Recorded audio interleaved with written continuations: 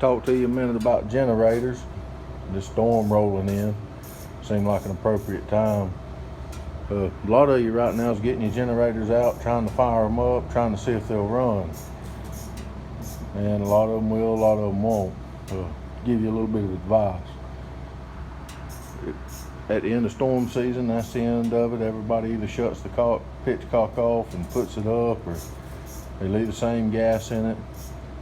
Even if you're going to put good gas in it or drain your gas, when you turn that valve off, something else that you need to do. If you look on most of these generators, on that carburetor, easy to get to on the bottom of that bowl, you'll see a bolt. Most of them are 10 millimeter.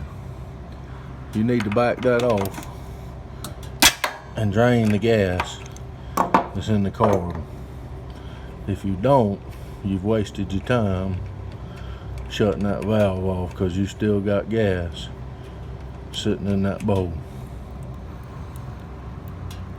So when you shut that off, you're done.